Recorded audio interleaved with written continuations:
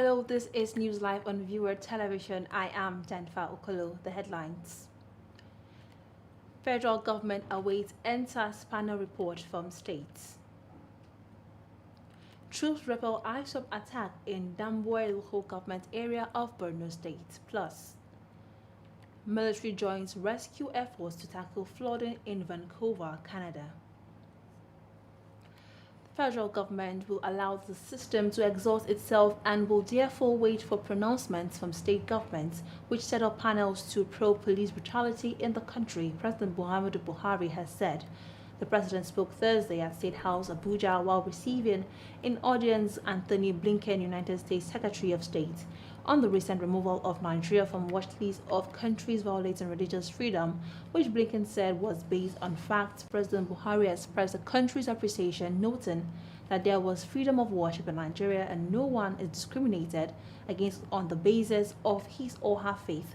The president equally appreciated the United States of America for allowing Nigeria to procure military hardware to fight terrorism in the country and for the training given to Nigerian military on development of democratic ethos. President Buhari said Nigeria has adopted the American model hook, line, and sinker with its term limits. On his part, Blinken appreciated the contributions of President Buhari to protection of climate, particularly his presence and contributions at the recent COP26 climate conference held in Glasgow, Scotland. Also, President Muhammadu Buhari on Friday met with a delegation of leaders and chiefs from the southeast region of the country. The president received a delegation comprising traditional and religious leaders of Igbo extraction at the State House in Abuja. Government officials at the meeting included the president's chief of staff, Professor Ibrahim Gambari, Minister of Science, Technology and Innovation, Ogbonnaya Onu, and the National Security Advisor, Babagana Mungunu. Details of the meeting were not disclosed as the delegation declined to speak with State House correspondents afterwards. Nevertheless, it may not be disputed that the leaders discussed the security situation of the Southeast.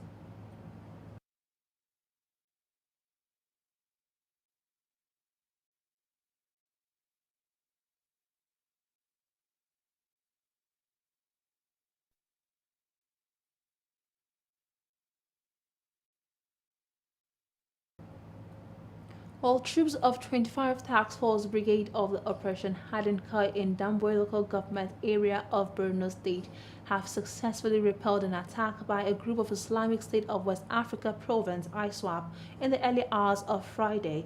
Damboy in the southern Borno senatorial district is about 85-kilometer drive from Maiduguri, the state capital. Just a few days ago, a brigade commander based in Chibok, Brigadier General Zarma Zekusu, alongside four soldiers were killed in an ambush while on a reinforcement mission to save Askira Ubal local government area from ISOP invasion. Sources say at about 6 a.m. the insurgents armed with gun trucks and armored personnel carrier came through Kala village situated along the 180-kilometer Maiduguri-Damboy-Biu road, which was closed down for motorists many years ago. The Academic Staff Union of Universities and the federal government have reached an agreement on the 22.17 billion naira earned allowances and 30 billion naira revitalization fund. The agreement, which was reached on Thursday after a meeting between the representatives of ASU led by its president Victor Osodeke and the government representatives led by the Minister of Finance Zainab Ahmed and Minister of State for Education Emeka Nwajioba. The meeting was presided over by the Speaker of the House of Representatives, Femi Gbajabiamila. The House had on Tuesday resolved to intervene following a motion by Julius Ihovere, where the Speaker announced that he will be meeting the union and FG. The union had issued 3 weeks ultimatum to the government on the October agreement, said if the government should fail, the union will embark on strike. Gbajabiamila, in his opening remarks, said strike action should be the last resort and also criticized the government for failing to fulfill its part of the agreement. At the meeting, Osodeke said the union had given the federal government several opportunities to fulfill the 2009 agreement and other agreements signed. On the Integrated Payroll and Personnel Information System, the Speaker said the Committee on Telecommunication will interface with the union. as soon as our member come there, because we agreed at that meeting that we should not enroll until we are finished this year and supply. And they wrote here that when they come here and finish registration, they will be paid. Which means what they were doing is try to blackmail the people to come and register. You hold somebody's salary. The list is here, is heavy. This is for 4 universities. So in all the universities, put it together, as at now, more than 10,000 people, I still have more problem on the other with IPs, among the academic and non-academic staff. Our position in the ministry is that there is nothing that ASU is saying that we do not agree with. There is no reason for them to go on strike at all. There is no reason for strike. It's a continuum. Government is such, you've heard that we've actually submitted the letter to the National Assembly for mainstreaming of this earned allowances. If we didn't think so, sir, we wouldn't have submitted the letter. We did. The National Assembly, by its own laws, may not necessarily be the person to do this. I'm sure they will upscale this to the National Wages and Salaries Commission so that they can then put some sort of guidance around it. So we've done our part. Everything that they've asked us to do, we've done. The country is a continuum. There's no end day for payments. I'm concerned that the chairman said that there are some staff that have up to 17 months of salaries not paid. I haven't got any such report. We have a report here that shows 4 universities that sent list, and we have finished paying them. So if the report doesn't come to us, then we will not be able to act on it. So please let us know which universities those are, and let the universities give us the information. We check, and if it is verified, we pay them. As long as we have the information, we'll be able to process and pay them, Mr. Chairman. I want to appeal to ASU to please not use this weapon or threat of strike, because it's not good for our children and it's not good for the nation. But let us agree on the fact that we committed to that money. It's a lot of money, but we cannot have an agreement and then later on say, oh, the money is too much. And I agree with you, it's a lot of money. I'd rather not have entered into the agreement in the first place. And if I'm not able to make the agreement, then I'll call the person I agreed with and say, look, this is the situation. Please bear with me. Let's work out something else, which are based on the chronology the ASU was given from 2009 to 2017 to 2019 and so on and so forth. There's been a lot of back and forth. What I want to say on that, my appeal is going to be to ASU, but also, honestly, Honorable Minister, we need to resolve this thing once and for all.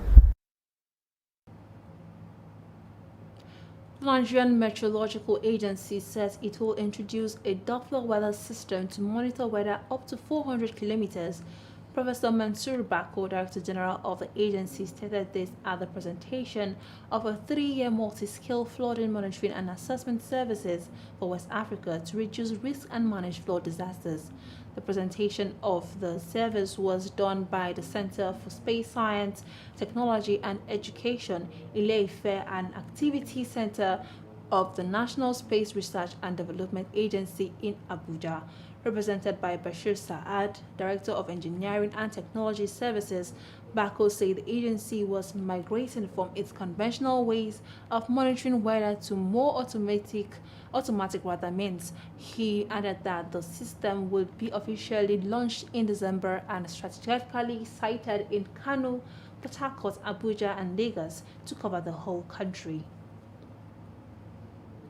The times when we're relying on conventional instruments and equipment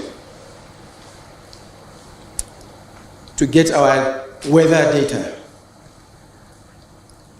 about the immediate surrounding, we have progressed into one of the best technologies in the world, the Doppler weather radar system, which is about to be commissioned this very year, probably in December. Whilst years back we rely on conventional instruments, what we are launching now in Kano, Port Harcourt, Abuja, and Lagos are radar equipment that can monitor the weather within 400-kilometer radius. Meaning that if we have a radar station commissioned in Kano, it will monitor weather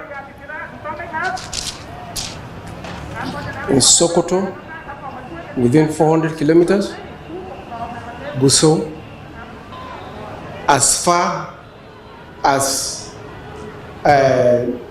Binuwar on the other side, and all other airports, Jigawa and Maiduguri. If we do that, we're able to monitor the weather, then we will have information about the impending flood, which, by the way, we have broadened our weather radar rainfall prediction to climate prediction. And we have already captured the flood that is about to take place within the year as at January. And believe me, we have a committee that is monitoring the accuracy of our weather climate predictions. And so far, we have achieved 89% accuracy. Meanwhile, the Chairman, Chief Executive Officer of the National Drug Law Enforcement Agency, Brigadier General Mohammed Buba Marwa, retired, has charged 2,000 newly trained officers of the anti-narcotics body to resist every temptation from drug barons that will make them compromise their duties and responsibilities. Marwa said this during the passing out parade of the new officers at the NDLEA Academy, Jos Plateau State on Friday. Director Media and Advocacy, NDLEA Headquarters Abuja, Femi Babafemi, disclosed this in a statement on Friday. According to the statement, the NDLEA boss reminded the new officers that they were coming into the agency at a time when the institution is being overhauled to make it more effective and efficient, and as such, their months of training at the academy must count through impactful contributions to its goal of ridding Nigeria of drug abuse and illicit drug trafficking. When News Live returns, youth in Yobe State have mobilized and embarked on a campaign to create awareness on the devastating effects of deforestation, the need to embark on tree planting. We'll bring you details of this and more right after the break.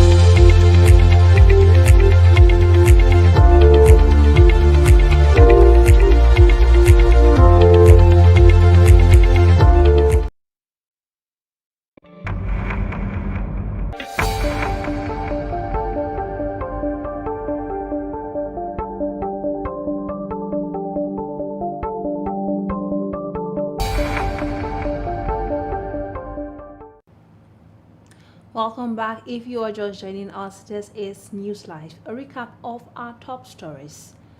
Federal government awaits NSAS panel report from states.